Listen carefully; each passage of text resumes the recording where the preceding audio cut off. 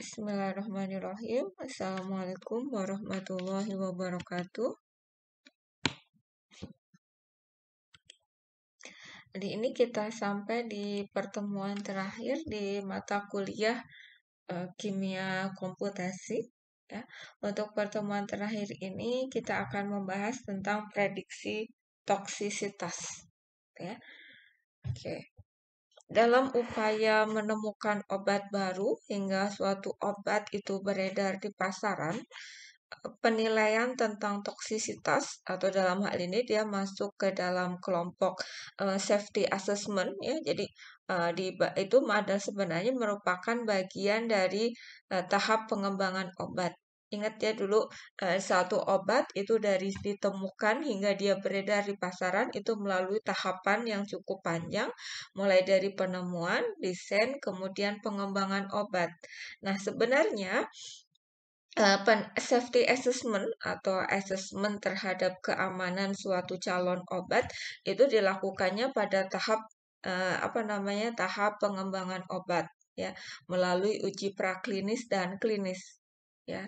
Tapi kebayang kalau kita hanya menunggu artinya dilakukan uji terhadap uji safety assessment ini dilakukannya hanya di akhir saja, hanya di akhir atau di bagian uji praklinis dan klinis, maka kenyataannya itu banyak sekali calon obat yang kemudian gagal sampai ke tahap tersebut, artinya dinyatakan tidak aman, gitu ya. Nah, dinyatakan tidak aman padahal dia sudah melalui serangkaian proses penelitian, yaitu pada tahap penemuan, kemudian pada tahap desain molekul obatnya sudah disintesis. Itu kan penelitian, biaya penelitiannya cukup besar, kemudian butuh dana yang juga cukup besar, waktu yang lama. Dan ketika dia masuk ke tahap safety assessment ini, ternyata dinyatakan bahwa calon obatnya ini tidak aman, maka gagal diteruskan untuk pengujian lebih lanjut dan tentu saja gagal untuk dijadikan sebagai obat baru. Nah, karena alasan itulah, maka para ilmuwan kemudian berpikir gimana caranya supaya keamanan suatu obat itu bisa diketahui sedini mungkin. Gitu ya. Bahkan pada tahap penemuan obatnya, nggak usah nunggu sampai ke tahap pengembangan obat. Karena itu dilakukanlah yang namanya berbagai uji toksisitas atau prediksi toksisitas yang biasanya dilakukan secara in silico. Ya. Ini alasan pengembangan obat. Jadi pengembangan obat itu kan yang pertama adalah memprediksi toksisitas, kemudian lebih ke evaluasi efek samping. Ini dilakukan melalui uji praklinis pada hewan dan uji klinis pada manusia, artinya pada tahap pengembangan obat. Nah, ini perlu waktu lama dan tentu saja biaya yang sangat besar. Karena alasan inilah, maka para ilmuwan itu berpikir bagaimana caranya mendeteksi toksisitasnya sedini mungkin.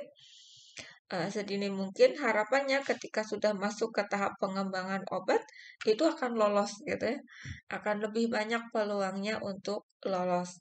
Maka dikembangkanlah berbagai metode in silico untuk memprediksi toksisitas ini. Maka sering juga dikenal dengan istilah organ in chips gitu ya. Jadi organnya itu dalam bentuk chips komputer gitu ya. Nah, ini fakta, ini adalah fakta pada dunia penemuan obat atau bahkan obat yang sudah terlanjur beredar di pasaran, bahwa laju erosi pada pengembangan obat itu mencapai 96%, luar biasa. Jadi kalau misalkan ada 100 calon obat yang berhasil masuk ke tahap pengembangan obat, ternyata 96-nya dinyatakan gagal karena alasan keamanan. Itu.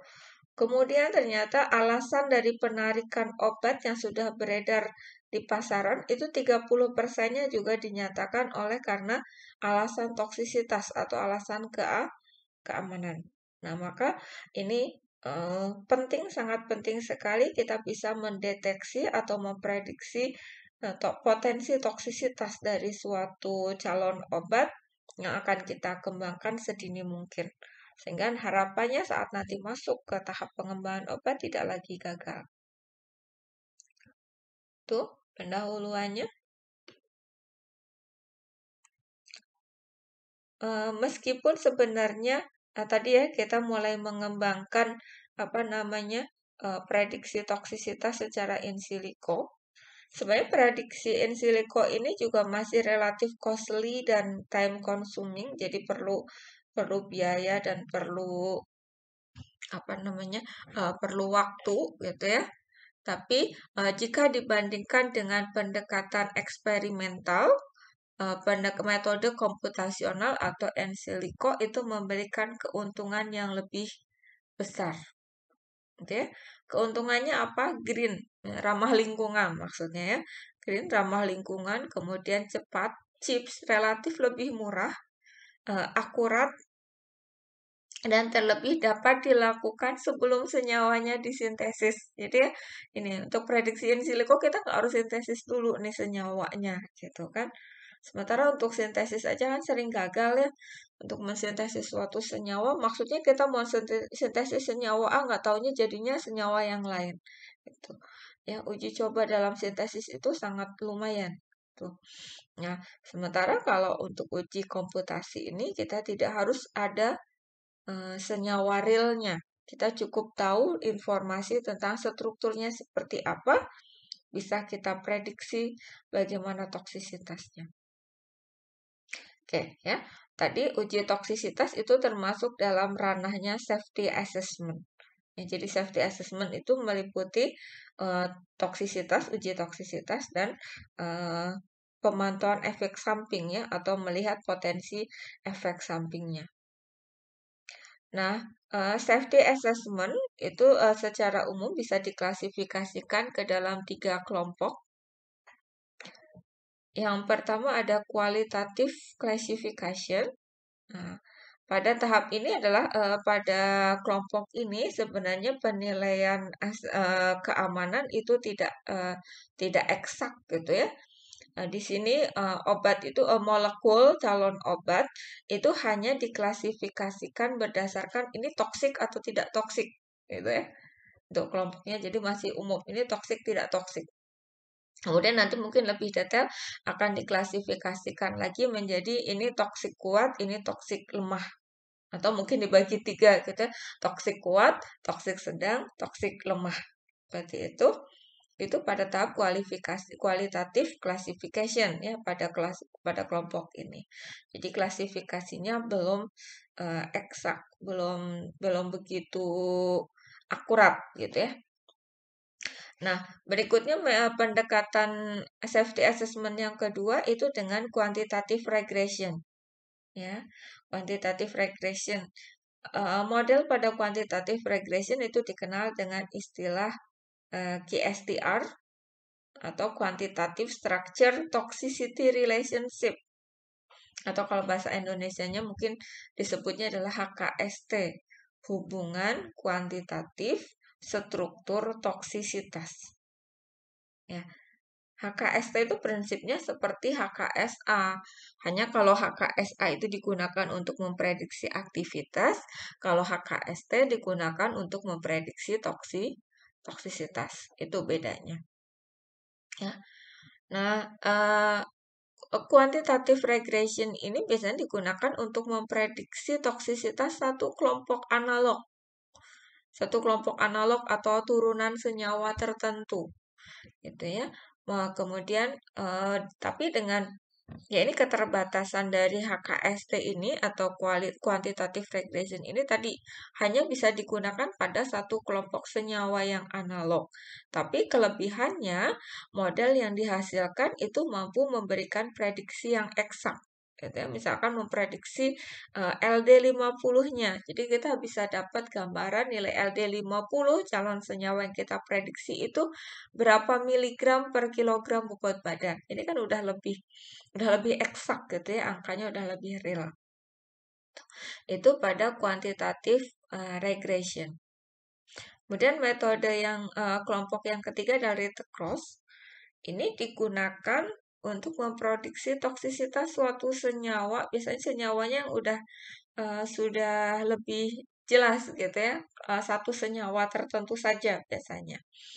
Nah, dari data ini bisa memberikan endpoint toksisitas yang serupa dengan hasil eksperimental. Nah, jadi kita satu senyawa, biasanya satu senyawa, tapi diulik berbagai endpoint toksisitasnya itu diperiksa. Gitu. Endpoint toksisitas itu ya maksudnya data akhir dari suatu toksisitas. Endpoint toksisitas itu bisa berupa LD50, ya. LD50 itu lethal dose 50% hewan percobaan. Artinya dosis yang menyebabkan kematian pada 50% hewan percobaan. Ya, itu salah satu endpoint dalam toksisitas. Sebenarnya banyak lagi endpoint yang lain. Nanti kita mungkin akan bahas di lebih dalam lagi.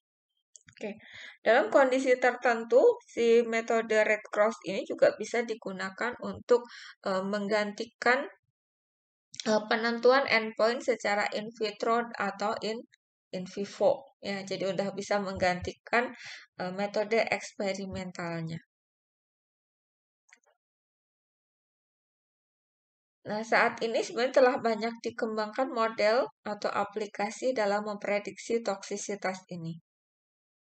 Aplikasi dalam prediksi toksisitas itu biasanya didasarkan pada machine learning atau structural alert, dan di sana terdapat bermacam-macam parameter prediksi toksisitas. Nanti ini kita bahas di belakang aplikasinya ada apa saja gitu ya. Nah, ini saat ini untuk toksisitas, prediksi toksisitas apa saja sih yang harus ditentukan? Nah, dalam prediksi toksisitas yang pertama harus dilakukan adalah prediksi karsinogenisitas dan mutagenisitas. Oh ya, karsinogenisitas itu artinya untuk mendeteksi apakah suatu molekul atau calon obat itu bersifat karsinogen atau tidak. Karsinogen itu artinya menyebabkan terjadinya kanker. Ya, kalau pada mutagenisitas itu artinya mendeteksi apakah suatu molekul bisa menyebabkan terjadinya mutasi atau tidak. Mutasi itu adalah perubahan pada struktur DNA. Gitu ya. Nah, uji karsinogenisitas dan mutagenisitas sangat penting pada pengembangan obat baru. Prediksi umumnya dilakukan didasarkan pada database CPDB. CPDB itu Carcinogenic Potensi Database. Jadi di dalam CPDB itu ada sekitar 1.500 senyawa yang sudah diketahui karsinogen atau menyebabkan kanker. Nah, dari 1.500-an senyawa itu kemudian kita bisa pelajari polanya seperti apa sih senyawa-senyawa yang bisa mengakibatkan terjadinya kanker itu. Nah, berdasarkan pola-pola senyawanya atau bentuk-bentuk struktur dari senyawanya, kemudian kita bisa memperkirakan kalau suatu senyawa punya struktur seperti ini, misalkan kira-kira karsinogen atau tidak. Itu prediksinya didasarkan seperti itu ya. Suatu zat dinyatakan karsinogen atau non-karsinogen itu berdasarkan nilai TD 50. TD itu toxic dose 50. Ya, toxic dose artinya toxic dose 50 itu artinya dosis toksik yang terjadi pada 50% hewan percobaan. Ya. Jadi pada dosis berapa sih dia bisa menyebabkan efek toksik pada 50% hewan percobaan. Ini yang disebut dengan TD50. Nah, kemudian model untuk memprediksi toksisitas itu juga bisa model yang didasarkan pada phenotypic assay, tapi ini dipandang kurang presisi. Presisi itu apa ya? Kurang terulang, jadi hasilnya tidak konsisten. Hasilnya tidak konsisten gitu ya. Nah, ini pengertian karsinogen secara lebih detail. Karsinogen adalah zat atau campuran zat yang dapat menginduksi terjadinya kanker atau meningkatkan angka kejadiannya. Ya, itu definisi pertama. Sementara definisi yang lain itu ada yang menyebutkan bahwa karsinogen adalah senyawa yang dapat menginduksi tumor, baik jinak maupun ganas, meningkatkan insiden atau keganasannya, atau mempercepat terjadinya tumor ketika senyawa tersebut terhirup, terinjeksikan, kontak dengan kulit, atau tertelan. Ini ya, ini definisi dari karsinogen. Oke, ini pengertian tadi TD50. Nah, karsinogenisitas atau bagaimana sih suatu senyawa karsinogen itu bisa menyebabkan terjadinya kanker, itu bisa terbentuk melalui dua mekanisme. Ya, ada yang disebut genotoksik atau genotoksisitas atau mutagenisitas. Atau disebut juga dia karsinogen yang genotoksik atau genotoksik karsinogen. Jadi jadi gini, maksudnya adalah karsinogenisitas atau pembentukan kanker itu bisa ditempuh melalui jalur genotoksisitas atau mutagenisitas. Nah, senyawa yang menyebabkan kanker melalui jalur genotoksisitas atau mutagenisitas ini disebut senyawa yang genotoksik karsinogen, yaitu senyawa kimia yang dapat menyebabkan kanker dengan cara menyebabkan mutasi pada DNA, gitu ya. Jadi ada mutasinya dulu, mutagen dulu dia menyebabkan mutasi pada DNA. Dengan mutasi itu kemudian terjadilah kanker. Nah, maka kelompok senyawa yang seperti ini disebutnya adalah senyawa yang genotoksik karsinogen. Itu kelompok pertama. Nah, kelompok kedua adalah kelompok senyawa yang non-genotoksik karsinogen. Berarti karsinogen ini bertindak sebagai karsinogen melalui mekanisme yang lain. Ya, bukan melalui terjadinya mutasi gitu. Mekanismenya yang lain. Mekanismenya bisa macam-macam dan mekanisme ini sangat kompleks.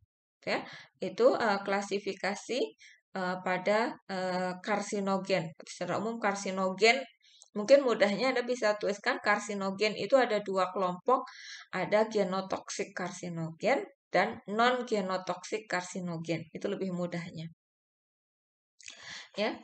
Nah, tes EMS atau EMS test itu merupakan salah satu metode yang dikembangkan oleh Bruce EMS untuk mendeteksi efek mutagenisitas secara in vitro. Ya, ini salah satu metode yang paling sering digunakannya dengan M-test ini. Tapi sebenarnya untuk menguji mutagenisitas suatu senyawa tidak cuma dengan menggunakan M-test. Nanti ada beberapa metode ya.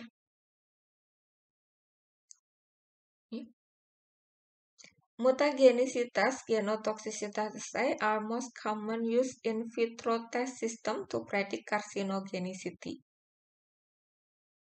Ya, jadi mutagenisitas dan karsinogenisitas itu paling sering digunakan tes secara in vitro untuk memprediksi karsinogenisitas. Mutagenisitas mengacu pada induksi transmissible change in the structure of genetic material of cell or organism. Jadi yang dimaksud mutagenisitas itu adalah perubahan pada struktur yang diwariskan atau yang diwariskan ya itu DNA gitu ya, gampangnya adalah mengacu pada perubahan struktur DNA atau material genetik, ini disebut material genetik pada sel atau organisme. Jadi kalau yang namanya mutagen berarti senyawa yang bisa menginduksi terjadinya perubahan material genetik atau gampangnya DNA ya. Itu kalau mutagen. Nah, kalau mutasi itu melibatkan sebuah gen tunggal atau sekelompok gen ya. Itu kalau mutasi. Mutasi itu bisa melibatkan satu atau beberapa kelompok gen. Genotoxicity. Nah, sementara kalau genotoxicity adalah istilah yang lebih luas yang mengacu pada perubahan yang terjadi pada struktur atau sejumlah sel melalui interaksi kimia dengan DNA atau target non-DNA. Ya, target DNA ataupun non-DNA. Itu genotoxicity. Jadi, Anda harus bisa membedakan istilah mutagenicity dan genotoxicity itu ya.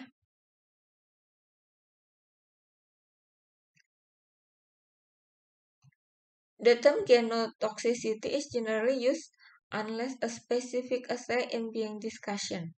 Ya, istilah genotoxicity itu umumnya digunakan tidak spesifik ya.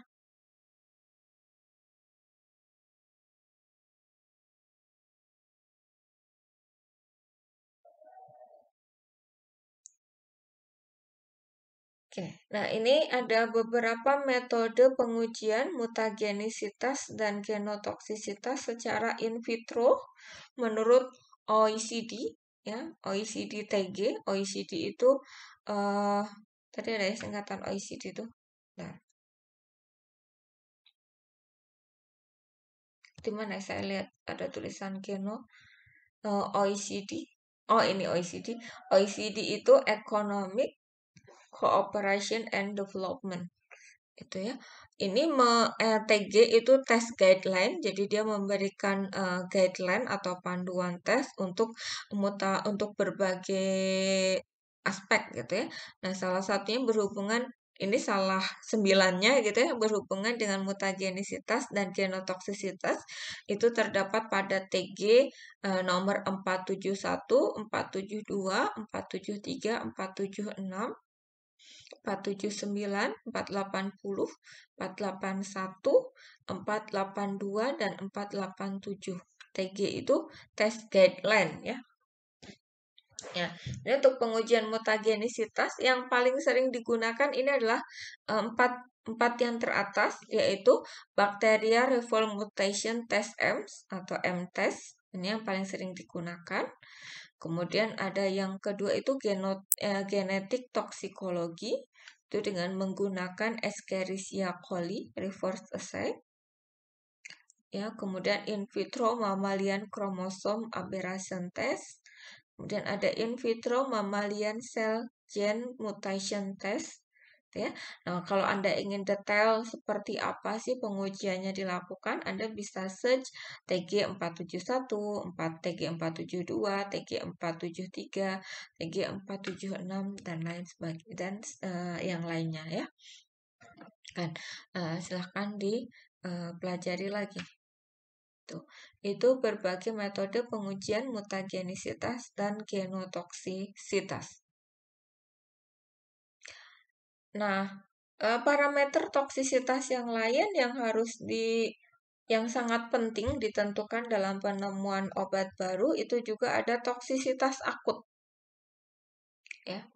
Toksisitas akut adalah toksisitas yang terjadi setelah pemberian dosis tunggal atau ganda dalam 24 jam melalui pemberian oral atau termal atau dalam paparan inhalasi 4 jam gitu ya. Jadi kalau akut itu dalam 24 jam kalau pemberian secara oral atau dermal. Sedangkan kalau secara inhalasi itu dalam waktu 4 jam. Nah, berdasarkan rute paparannya, toksisitas akut itu dibedakan menjadi toksisitas akut oral, toksisitas akut dermal, dan toksisitas akut inhalasi. Karena sebagian besar obat itu diberikan per oral, maka toksisitas akut oral ini yang paling banyak dikaji. Toksisitas akut oral itu ditentukan dengan data endpoint LD50. LD50 itu lethal dose, ya. Lethal dose 50 artinya dosis yang menyebabkan kematian pada 50% hewan percobaan. Nah, ini klasifikasi suatu bahan atau zat kimia atau calon obat. Dia masuk kategori mana sih pada toksisitas akutnya gitu ya. Kalau toksisitas akut oral, kategori 1 itu kalau dia kurang dari 5 mg. Ya, kalau dia menyebabkan kematian pada 50% hewan percobaan dengan dosis kurang dari 5 mg per kilogram bobot badannya ini ya, maka dia masuk kategori 1. Kategori 1 itu eh, artinya dia sangat toksik gitu ya.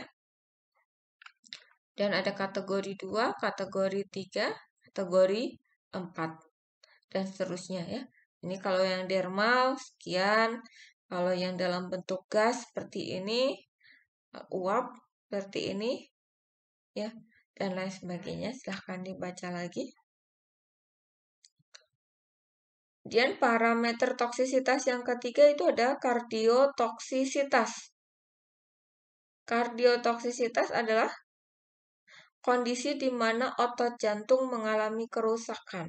Nah, suatu bahan kimia atau calon obat itu bisa menyebabkan kerusakan otot jantung atau menyebabkan yang namanya kardiotoksisitas. Ini ada simptom kardiotoksisitas. Jadi misalnya suatu senyawa itu menyebabkan kardiotoksisitas, itu menyebabkan gejala atau simptomnya antara lain sesak nafas, ya, nyeri dada, palpitasi jantung, retensi cairan pada leg itu apa? Leg itu apa sih namanya? Lengan ya. Distensi pada perut. Dizziness itu apa ya? Dizziness itu kebingungan ya kalau nggak salah. Nah, cek lagi ya, dizziness itu apa? Oke. Nah, untuk menguji kardiotoksisitas itu yang paling sering dilakukan itu melalui melihat apakah suatu molekul itu bisa memblok atau menginhibisi HERG. HERG itu Human Ether Agogo Related Gen. Jadi gen HERG ini pada kanal apa namanya gen ini terdapat pada kanal kalium ya. Nah, kalau misalnya suatu molekul bisa bisa menginhibisi HRG atau memblokade HRG, maka kemungkinan maka dia disimpulkan bersifat kardiotoksik. Ya. Karena kenapa kok disimpulkan seperti itu? Ya karena salah satu mekanisme yang paling mungkin terjadinya kardiotoksisitas itu adalah melalui blokade HERG. Sehingga uji HERG menjadi salah satu upaya untuk memprediksi adanya potensi kardiotoksisitas. Uji yang lain itu ada hepatotoksisitas. Ya, senyawa-senyawa yang bisa menginduksi kardiotoksisitas itu disebutnya DILI, drug induced liver injury gitu ya, itu kelompok DILI, berarti artinya obat tersebut senyawa tersebut dapat menginduksi hepatotoksisitas. Mekanisme terjadinya hepatotoksisitas sangat kompleks dan individual, sehingga deteksinya secara eksperimental pada tahap uji praklinis dan klinis sulit dilakukan. Metode in silico untuk deteksi ini sudah banyak dikembangkan, gitu ya. Nanti kita coba lihat ada metode in silico apa saja. Selain hepatotoksisitas, ada toksisitas pernafasan, ya. Toksisitas pada pernafasan juga sulit dideteksi pada uji praklinis dan klinis. kelompok senyawa yang bisa mendeteksi, kelompok senyawa yang bisa menginduksi toksisitas pernafasan itu disebut DILD, DILD atau Drug Induced Lung Disease. DILD itu diklasifikasikan menjadi cytotoxic lung injury dan ada immune mediated, artinya jadi suatu molekul itu bisa menyebabkan toksisitas pernafasan itu dengan cara dua ini, yaitu cytotoxic, meracuni sel paru atau menyebabkan keracunan pada sel paru atau memediasi terjadinya respon imun, ya. Sementara tipe lain dari DILD itu adalah sensitisasi pernafasan. Jadi ada beberapa senyawa obat atau ya senyawa kimia yang bisa menyebabkan sensitisasi pernafasan. Dan mekanisme terjadinya sensitisasi pernafasan itu sangat kompleks, ya. Maka sampai saat ini pun belum ada model yang bisa untuk mengidentifikasi kasus sensitisasi pernafasan ini. Oke, toksisitas yang berikutnya ada disrupsi endokrin, ya. Beberapa molekul itu dapat berinteraksi dengan reseptor estrogen atau androgen dan menyebabkan yang terjadinya disrupsi endokrin.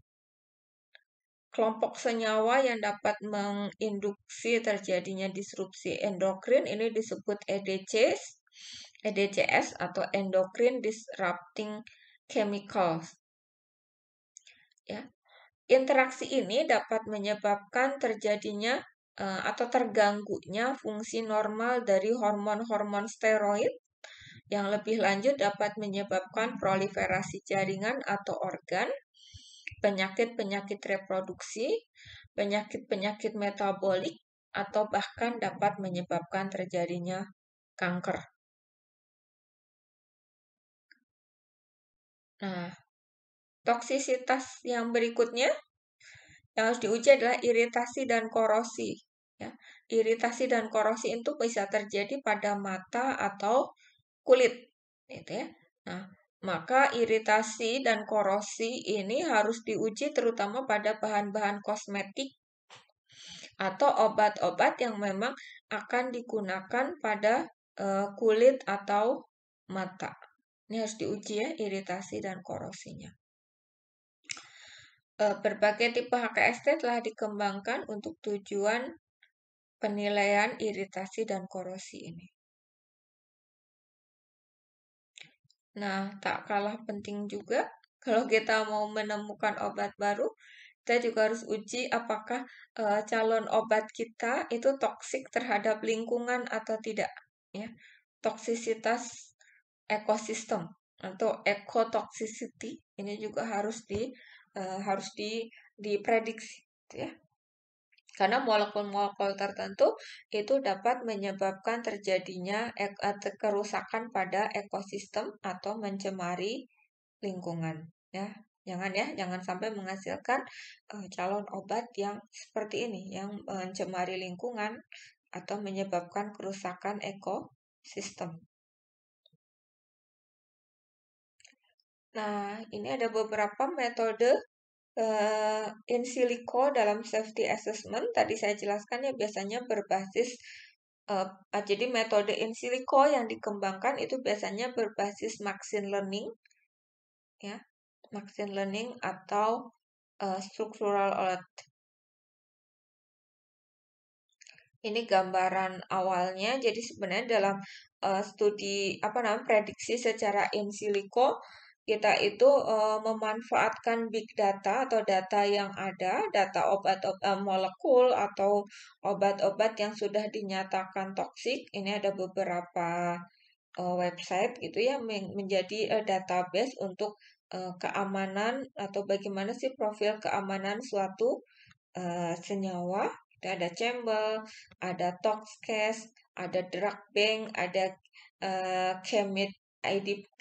ChemID Plus, ada Toxnet dan lain sebagainya. Nah, di sini kita bisa dapat informasi struktur molekul yang seperti apa sajakah yang toksik dan seperti apakah yang tidak toksik.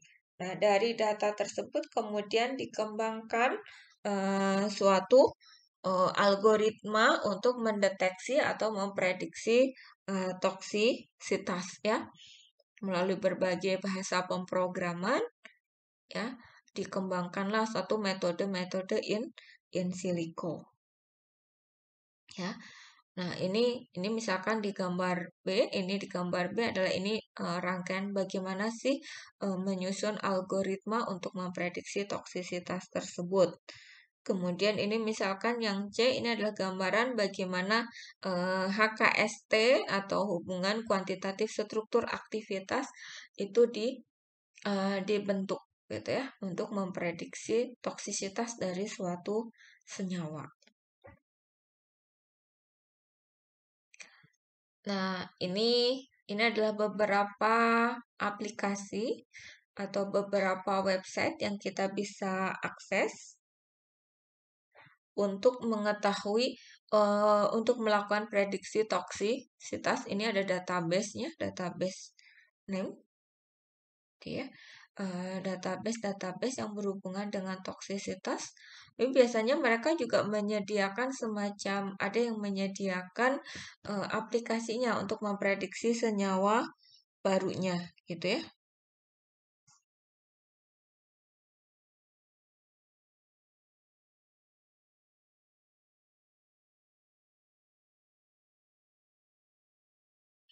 Aplikasinya banyak apa namanya database-nya. Kemudian ini bisa diakses di sini ya, di lamannya ini. Tuh. Silahkan Anda cek satu per satu isinya di sana misalnya pada Toxnet itu Anda bisa ngapain aja sih atau dapat data apa saja gitu ya. Pada AdMed SARS itu kemudian Anda bisa dapat data apa. Silahkan dibuka linknya masing-masing. Nanti silahkan berbagi. Ini menurut Anda ini dapat informasi seperti apa saja. Ya, ini ada keterangannya, ada tipe-tipenya, ada CDA,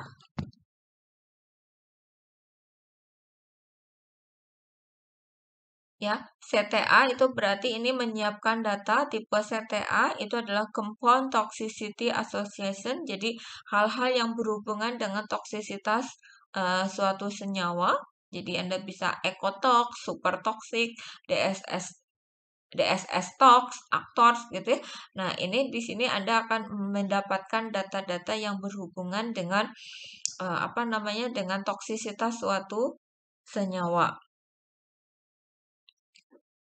Itu. Kemudian kalau misalkan SE itu melihat side effect-nya, efek samping dari suatu senyawa seperti apa. Ini bisa di sini. Kemudian CPI itu compound protein interaction. Ini untuk melihat interaksi dengan protein seperti apa. Ya, itu. Nah. Oke, terima kasih untuk perhatiannya. Untuk kuliah hari ini saya cukupkan sekian.